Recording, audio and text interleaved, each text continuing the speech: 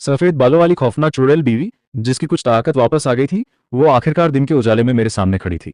मैंने हैरानी से पूछा, तुम तो भूत हो ना? तुम्हें धूप से डर नहीं लगता? उसने अपनी उंगली उठाई और मुस्कुराकर बोली, पतिदेव, मेरी ताकत का एक हिस्सा वापस आ गया है। मैं सदमे में था, क्योंकि मैंने आज तक कभी किसी आत्मा को दिन के उजाले में बाहर निकलते नहीं देखा था। तभी मुझे कुछ घंटे पहले की एक अजीब घटना याद आ गई। मैं गहरी नींद में सो रहा था और सपने में वो मुझे पुकार रही थी, पतिदेव।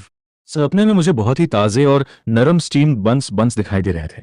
मैंने सपने में ही खुश होकर उन्हें अपने दोनों हाथों से कसकर पकड़ लिया और नींद में ही बड़बड़ाया, वाह, इसका एहसास तो एकदम असली लग रहा है। और जैसे ही मेरी आंख खुली, मेरे तो होश ही उड़ गए। मेरे सामने वो सफ़ेद बालों वाली चुड़ैल लगभग बिना कपड़ों की थी और मेरे हाथ उसी को पकड़े हुए थे। उसे इस अवतार में इतने करीब देखकर मेरे दिमाग की नसें हिल गईं और एक्साइटमेंट के मारे मेरी नाक से फव्वारे की तरह खून बहने लगा। मैंने तुरंत अपनी खून बहती नाक को हाथ से दबाया और अपने हाथ झटके से पीछे खींचे। वो शर्माते हुए बोली, पार्थिदेव, आप जाग गए? मैं शर्म और डर के मारे चीखते हुए बिस्तर से पीछे की तरफ फर्श पर जा गिरा।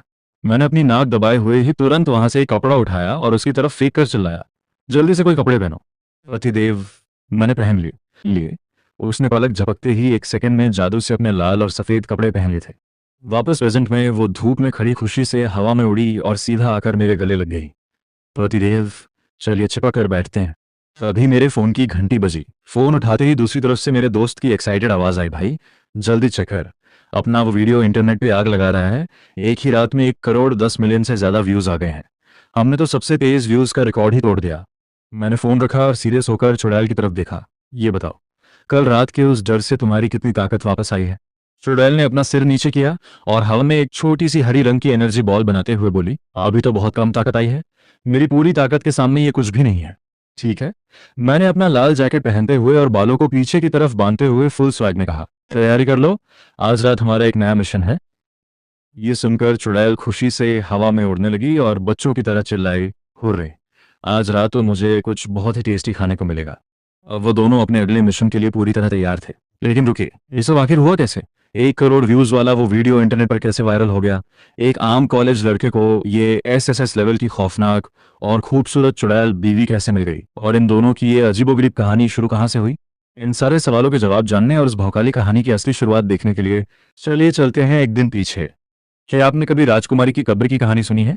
कहा जाता है कि वह कब्र जियांग राजवंश की राजकुमारी की समाधि है।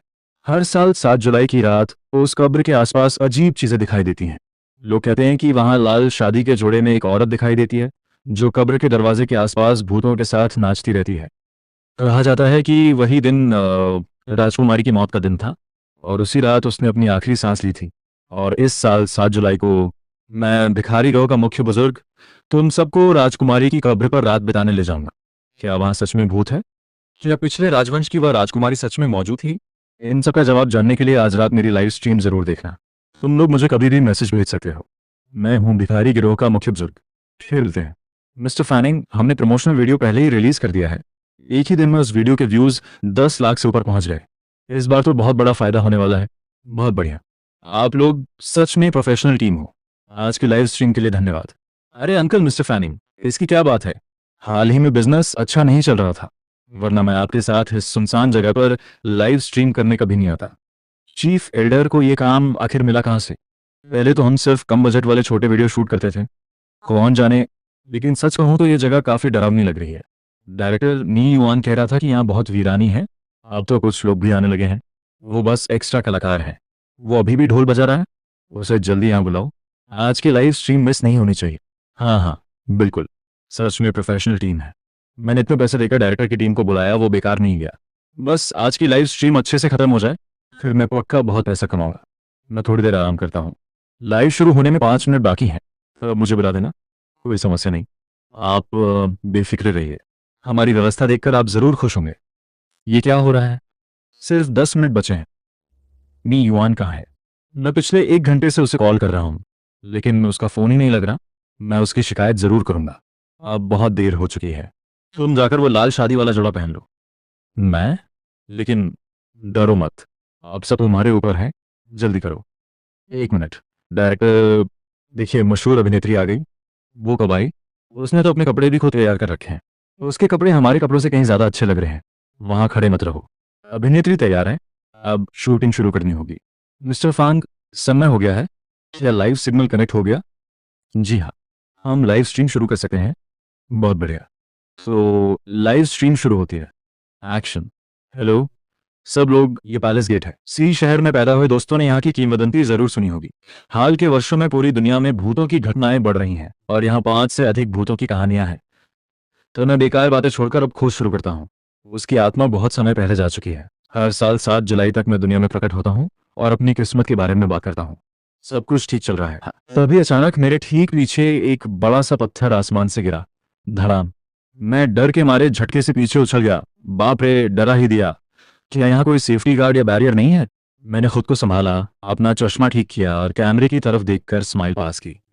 मैं मन ही मन सोच रहा था, वाह क्या परफेक्ट टाइमिंग थी। सब कुछ एकदम स्मूथ चल रहा है।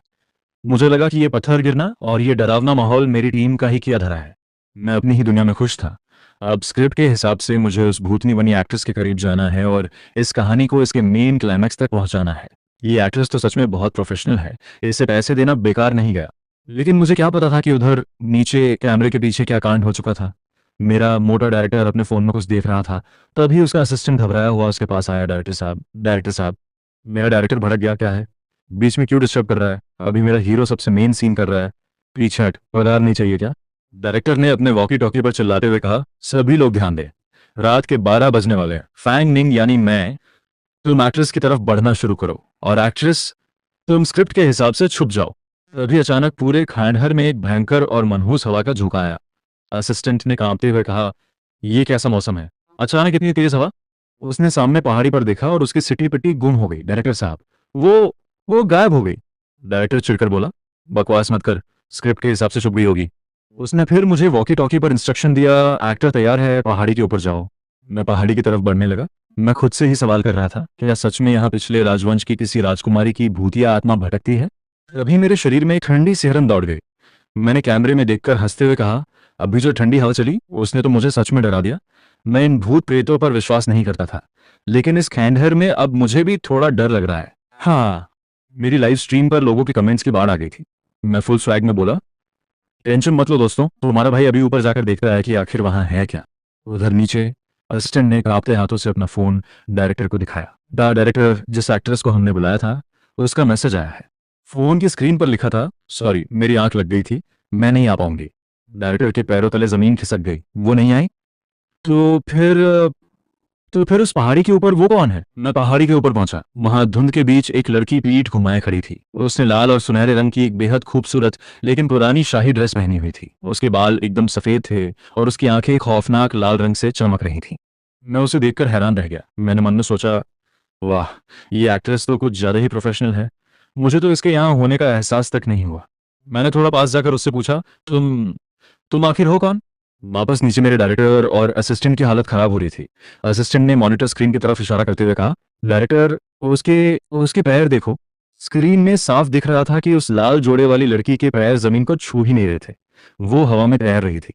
मेरी टीम को समझ आ गया कि हमारा पाला किसी असली भूत से पड़ गया है।